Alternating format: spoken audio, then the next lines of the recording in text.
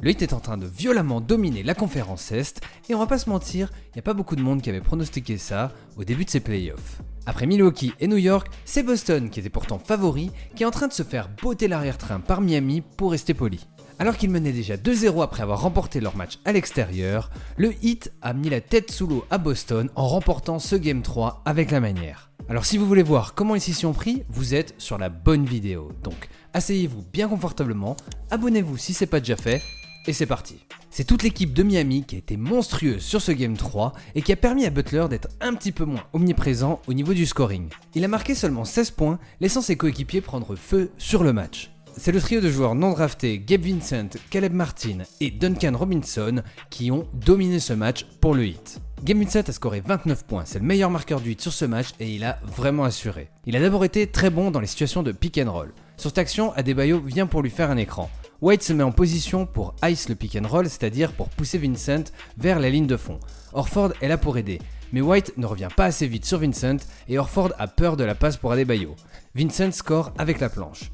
Pareil ici, pick and roll avec Adebayo. Vincent drive dans l'axe, White le suit dans l'écran et Horford est en couverture basse. Horford doit aider, mais Adebayo roule fort vers le panier, ce qui le met dans une position délicate. Il est obligé de reculer pour couvrir Adebayo et Vincent score un lay-up.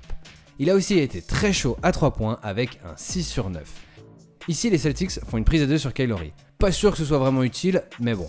Lowry sert Martin sur le rôle, Tatum vient en aide et Horford a donc les deux joueurs à couvrir. Martin sert Vincent qui fait une feinte de drive pour fixer Smart et il shoot à 3 points.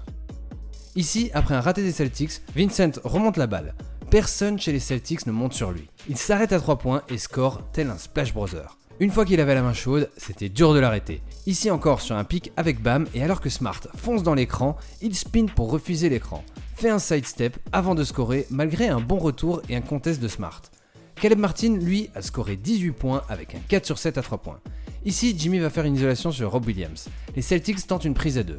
Martin fait une coupe très intelligente pour offrir une solution de passe et il score un lay-up. Ici, Jimmy est encore en isolation sur Williams. Il drive et attire l'attention de toute la défense des Celtics. Il sert Martin, Brogdon revient et ne mord pas sur la feinte, mais Martin tire quand même et score. Pareil ici, c'est White cette fois-ci qui est en défense sur Butler, qui drive, Smart vient en aide, Jimmy fixe toute la défense avant de servir Martin dans le corner qui score à 3 points.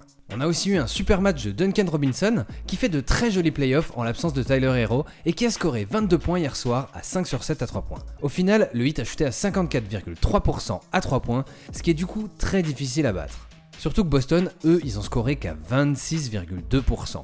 Ici, Bam a la balle en tête de raquette. On voit que Robinson va prendre un écran de Lowry pour un démarquage à 3 points. Smart et White switch pour que Smart soit en top block sur Robinson et l'empêche de prendre l'écran. Sauf que ça ouvre une coupe vers le panier et les Celtics, ils ont personne dans la raquette pour défendre le panier et Robinson score un lay-up. Ici, comme on a vu avant avec Vincent, Robinson joue un pick avec Bam dans l'aile. Il drive vers le panier, mais cette fois-ci, Horford vient un peu trop proche de lui et Robinson lâche une superbe passe alley-oop pour Bam.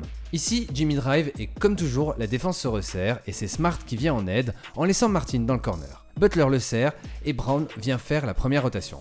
Martin passe à Robinson et Williams est en retard sur la seconde rotation et Duncan score à 3 points. Le Heat a mis beaucoup d'énergie des deux côtés du terrain pour battre cette équipe de Boston.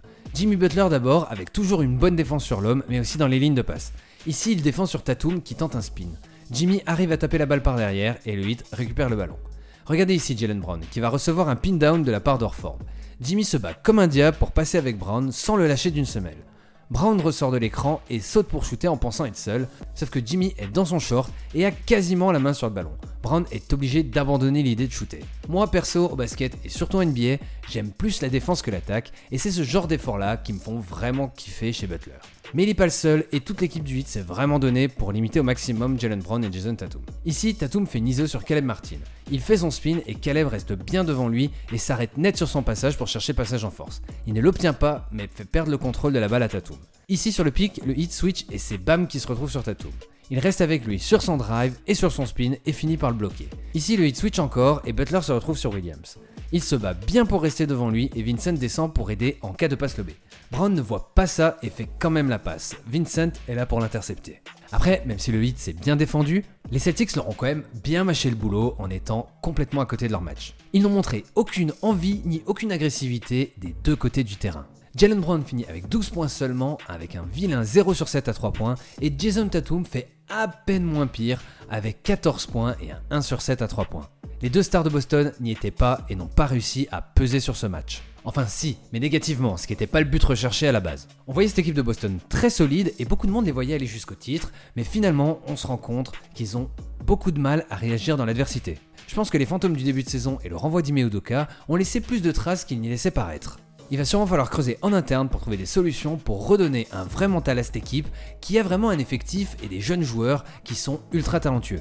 Dites-moi vous ce que vous feriez si vous étiez à la place du management de Boston. Si la vidéo vous a plu, n'hésitez pas à la liker, à la commenter, à la partager et surtout à vous abonner à la chaîne. C'est la meilleure manière de me soutenir et surtout de ne pas rater les prochaines vidéos. Sur ce, les chauffeurs de banc, je vous dis à la prochaine. Ciao.